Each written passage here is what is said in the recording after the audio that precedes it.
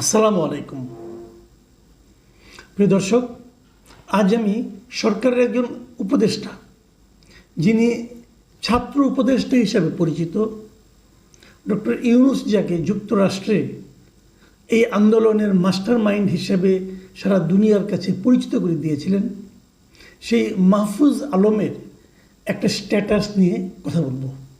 উনি এই স্ট্যাটাসটা ফেসবুকে, ওনার ভেরিফাইড ফেসবুকে দিয়েছেন এবং সেই স্ট্যাটাসটার উনি নাম দিয়েছেন, শিরোনাম করেছেন কৈফিয়ত কিংবা বাস্তবতা। আমি যখন এটা পড়ছি তার ঠিক 5 ঘন্টা আগে স্ট্যাটাসটা দেওয়া হয়েছে এবং এই স্ট্যাটাসটায় এ পর্যন্ত রিয়াকশন পড়েছে 16,000, 63টা কমেন্টস পড়েছে এবং 1,500 লোক এই স্ট্যাটাসটাকে শেয়ার করেছে। তার মানে এটা এখন অনেকের হাতে পৌঁছে গেছে, অনেকে দেখেছেন এবং এই ধরনের মানে আপনার কমেন্ট করেনি, শেয়ার করেনি অথবা কোনো ধরনের রিয়াকশন দেয়নি, এরকম লোকের সংখ্যা এই সবগুলির কয়েক গুণ হবে। যেমন আমি নিজে এখানে কোনো রিয়াক্ট করিনি, কোনো কমেন্ট করিনি, কোথাও শেয়ারও করিনি। আমার মতো এরকম অনেক লোক আছে। তার মানে এটা অনেক দূর পর্যন্ত গিয়েছে। আমি এটা নিয়ে আলোচনা করছি কেন? আমার কাছে মনে হয়েছে এই স্ট্যাটাসটা, প্রথমত বলে নিই বটম লাইনটা, স্ট্যাটাসটা আমার কাছে খুবই পছন্দ হয়েছে। মানে ওনার যে উপলব্ধিটা, সেই উপলব্ধিটাকে আমি সম্মান জানাচ্ছি। আমার মনে হচ্ছে এই উপলব্ধিটা যদি ওনার আরও আগে হতো তাহলে হয়তো অনেক কিছু হতো। কিন্তু মানবিক যে সীমাবদ্ধতা, মানবিক যে লোভ লালসা, সেটার কারণে এটা হয়নি। আমি জানি এই লোভ লালসা শব্দটা ওনার পছন্দ হবে না, উনি বলবেন যে না, এটা ঠিক না, বাট আমি এটাই মনে করি ব্যক্তিগত কিছু লোভ লালসার কারণে পুরো আন্দোলনটা ব্যর্থ হয়েছে।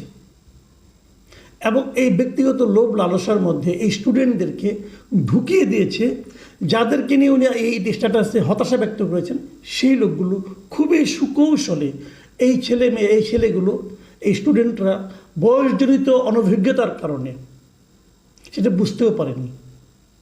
এবং মাহফুজ সাহেবের এই স্টেটমেন্টে, এই যে স্ট্যাটাসে, এখানে ওই 2-1টা জায়গায় ওই ভুলগুলো উনি এখনও করে যাচ্ছেন।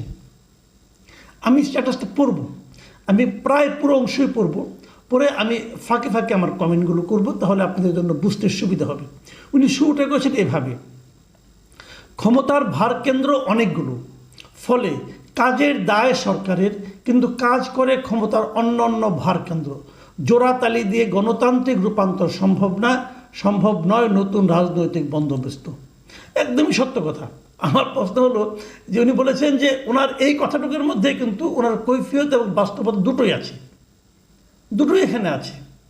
তো উনি বুঝতে পেরেছেন যে কেন উনি পারছেন না, কেন হচ্ছে না সম্ভব। উনি আরেক জায়গায় লিখেছেন, প্রায় 3 ডজন নিয়োগপ্রাপ্তদের মধ্যে মাত্র 2 জন ছাত্র প্রতিনিধিদেরকেও এস্টাবলিশমেন্ট রাষ্ট্রপতি অপসারণের ঘটনার পর থেকে কোন ঠাসা করে রেখেছে। আমরা 2 জন সর্বোচ্চ ব্যালেন্সিং অ্যাক্ট করতে পারছি, কিন্তু প্রভাবক হিসেবে কাজ করতে হলে সরকারের সুষম ছাত্র প্রতিনিধিত্ব লাগবে। এই জায়গাটাতে ওনার আকাঙ্ক্ষাটা ফুটে উঠেছে। উনি বলতে চেয়েছেন যে এই যত উপদেষ্টা মণ্ডলী আছে অথবা যত নীতি নির্ধারক আছেন, তাদের মধ্যে ওনারা 2 জনই মাত্র ছাত্র আছেন এবং ওনাদের সংখ্যাটা কম বলেই ওনারা অনেক কিছু করতে পারছেন না। 3 জন ছিলেন, দীর্ঘদিন 3 জন ছিলেন, মাত্র সদ্য এই আপনার মার্চ মাস থেকে ধরি, সেখান থেকে গত 2 মাস ধরে 2 জন, এর আগে তো 3 জনই ছিলেন। কি করেছেন, কি করতে পেরেছেন, এটা আমরা দেখেছি ভাই। আপনি যেটা বলতে চাচ্ছেন যে সংখ্যাটা বাড়ালে ভালো হতো, প্রমাণটা আমি কী করে বুঝবো? আপনারা 2 জন, যে 2 জন আছেন অথবা যে 3 জন ছিলেন, অসাধারণ কী কাজটা করেছেন বলেন তো ভাই, বলেন কী করেছেন? কিচ্ছু করতে পারেননি। কেন পারেননি? আপনারা তো ওই এস্টাবলিশমেন্টের মধ্যে ঢুকে গেছেন। আপনি নিজেই বললেন যে ক্ষমতার ভারকেন্দ্র অনেকগুলো, আপনি তো অনেকগুলো ভারকেন্দ্রের মধ্যে একটা ভারকেন্দ্র হয়েছেন, তো আপনি ব্যালেন্স করতে পারেননি। আমি একটা উদাহরণ দেব। আপনি এখন এই মুহূর্তে তথ্য মন্ত্রণালয়ের দায়িত্বে আছেন। আপনি যাওয়ার পর তথ্য মন্ত্রণালয়ে ইতিবাচক কী পরিবর্তন আপনি করতে পেরেছেন? কিছুই করতে পারেননি। আন্ডারগ্রাউন্ড পত্রিকা বন্ধ করতে পেরেছেন? পারেননি। বিজ্ঞাপন এবং নিউজ প্রিন্ট নিয়ে যে অরাজকতা চলে, বন্ধ করতে পেরেছেন? পারেননি। সাংবাদিকদের মধ্যে আস্থা ফিরিয়ে আনতে পারছেন? পারেননি। আপনি কিচ্ছু পারেননি। আগে যেভাবে চলতো সেভাবেই চলছে, আপনি যে এখানে অফিস করছেন। তো এটা তো হলো না। আপনি যে ওখানে গেছেন, মাহফুজ আলম যে ওখানে গিয়েছে, মাহফুজ আলম ব্যক্তিটা যে আলাদা একজন ব্যক্তি, আলাদা একটা পার্সোনালিটি, আলাদা কিছু কোয়ালিটি, তার প্রমাণটা কোথায়? আপনি কোথায় দেখাতে পেরেছেন বলেন তো আপনি আমাকে? কাজেই সংখ্যা বাড়ালে হবে না, সংখ্যা বাড়ালে হবে না। আপনি যদি সেরকম আপনার বলার মতো ক্ষমতা থাকতো, যদি আপনার সেরকম প্রভাবশালী চিন্তার ক্ষমতা থাকতো, তাহলে একজনও যথেষ্ট। পারেননি। পারেননি এই কারণে আসলে উপদেষ্টা হওয়ার যোগ্যতাই আপনাদের নাই। আপনাদের নিয়ে বসানো হয়েছে উপদেষ্টা, আপনাদের উপদেষ্টা হওয়ার যোগ্য না। উপদেষ্টা হওয়ার জন্য যতটুকু যোগ্যতা থাকা লাগে, যতটা অভিজ্ঞতা থাকা লাগে, যতটা চিন্তার সক্ষমতা থাকা লাগে, ততটা আপনাদের নেই। এটা রিয়েলিটি। এটা বোঝার মতো ক্ষমতা আপনাদের নাই। সুযোগ পেয়েছেন, লাভ দিয়ে যে বসে পড়েছেন যে আমি মন্ত্রী হয়ে গেছি। ভাই এত সহজ না। এই কথাগুলো বললে গায়ে লাগে, আমি জানি গায়ে লাগে। আমি দেখবেন অনেকেই বলবে যে হ্যাঁ সংখ্যা আরও বাড়াতাম কি হতো?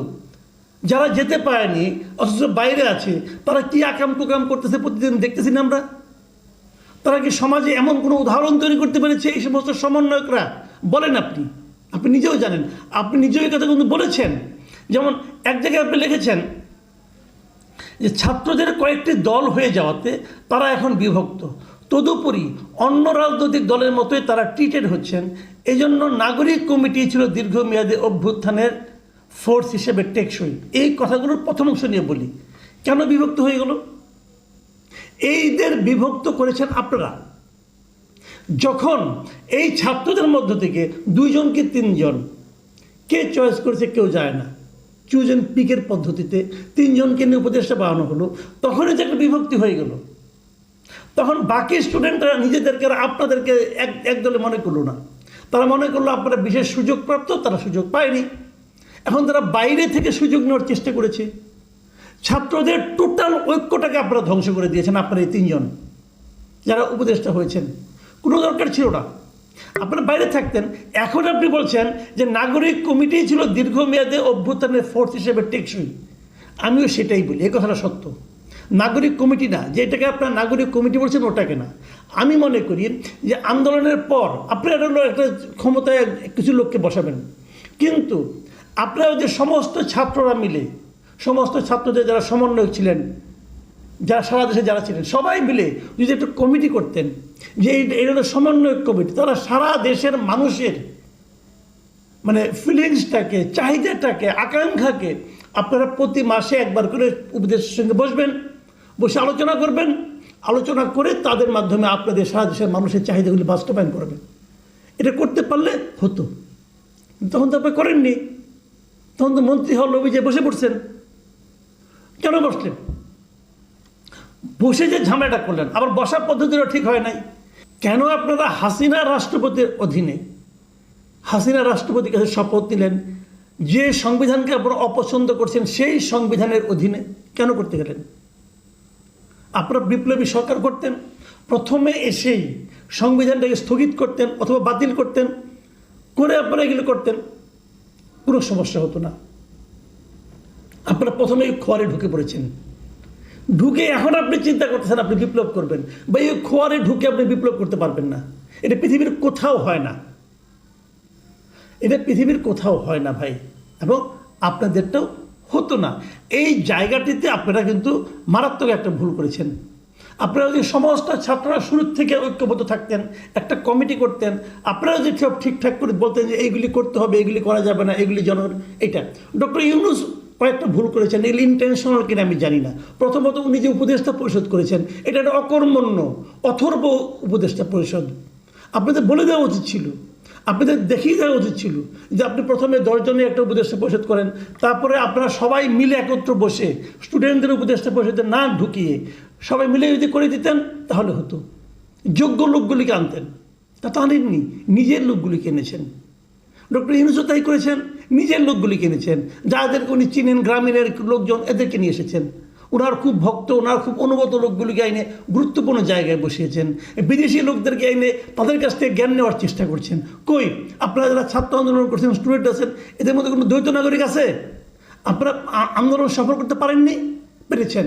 এখন সংস্কার করার জন্য আপনি বিদেশি লোককে আনতে হচ্ছে কেন? কোথায় ছিল তখন আপনাদের বক্তব্য? একজন তো প্রতিবাদ করেননি। এইভাবে হয় না, বুঝতে হবে। আরও কি বলা হয়েছে দেখুন, যে কথাগুলি বলা হয়েছে আমি আরও দু একটা কথা বলে শেষ করে দিই। উনি লিখেছেন, সামরিক বেসামরিক আমলাতন্ত্র কম্প্রোমাইজ, মিডিয়া ও ব্যবসায়ে লীগের আধিপত্য কমেনি, লীগের রাজনৈতিক অর্থনীতিতে হাত দেওয়া যায়নি, পুরাতন দ্বিদলীয় বন্দোবস্ত টিকে গেছে, বিচার বিভাগ এখনও দ্বিদলীয় বৃত্তে বন্দী। প্রত্যেকটা কথা সত্য, কিন্তু প্রত্যেকটা কথার সঙ্গে একটা প্রশ্ন আমি যোগ করতে চাই। কেন? শেষটা নিয়ে বলি, কেন বিচার বিভাগ দ্বিদলীয় বৃত্তে বন্দী? কেন? সবাই জানে এখন যত মামলা, বড় বড় মামলা, বড় বড় চোর চট্টর যত মামলা আছে, এই মামলাগুলি কে করতেছে? বিএনপির উকিলরা করতেছে। আওয়ামী লীগের উকিলদের আপনি ঝেঁটিয়ে বিদায় করে দিয়েছেন। যারা আওয়ামী লীগ পন্থী ছিল ঝেঁটিয়ে বিদায় করছেন। তো সমস্ত উকিলদের তো আওয়ামী লীগ আর বিএনপি পন্থী আছে। তো একদলকে ঝেঁটিয়ে বিদায় করলে একদল তো থাকবেই। কিন্তু আপনাদের বোঝা উচিত ছিল যে এইগুলি আওয়ামী লীগ পন্থী অথবা এগুলি বিএনপি পন্থী অথবা এগুলি জামাতপন্থী। সবাই তো আর দল করে না, কেউ কেউ আছে ওই একটা ফোরামের সঙ্গে আছে, কেউ তারা প্রকৃতপক্ষে তারা পেশাদারি। তাদেরকে তো আপনার অনার করা উচিত ছিল, তা তো আপনি করেননি তো আলটিমেটলি বন্দি তো হয়েই থাকবে, কারণ আপনারা বন্দি থাকতে দিয়েছেন। আরেক জায়গায় লিখেছেন, আমি প্রায় শেষ করি, আর বেশি দূর যাবো না আমি। আরেক জায়গায় লিখেছেন, সবচেয়ে ডেডিকেটেড ছাত্রকর্মীরা ক্রেডিট, দলবাজি আর কোরআনবাজির খপ্পরে পড়েছেন।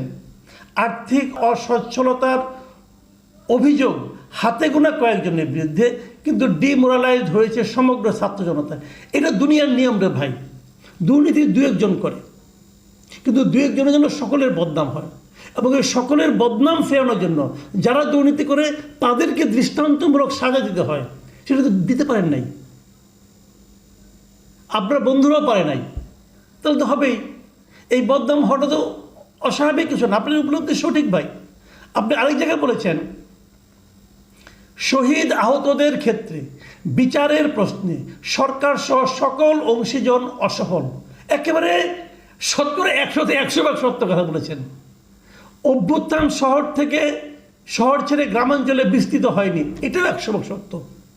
এস্টাবলিশমেন্ট ও রাজনৈতিক দলগুলোর স্বার্থবাদী চিন্তা ও কর্মের সাথে ছাত্রদের অনভিজ্ঞতা ও দূরদর্শীদের অভাবের জন্য দায়ী।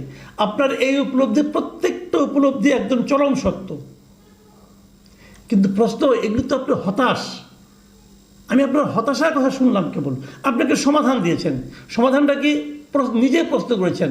সমাধান প্রশ্ন করে দেওয়া বলছেন, রাষ্ট্র ও এস্টাবলিশমেন্টে ছাত্রদের ন্যায্য হিস্সা নিশ্চিত করা এবং ফ্যাসিবাদী শক্তি ও দালালদের বিরুদ্ধে সবাই ঐক্যবদ্ধ হয়ে আঘাত করা।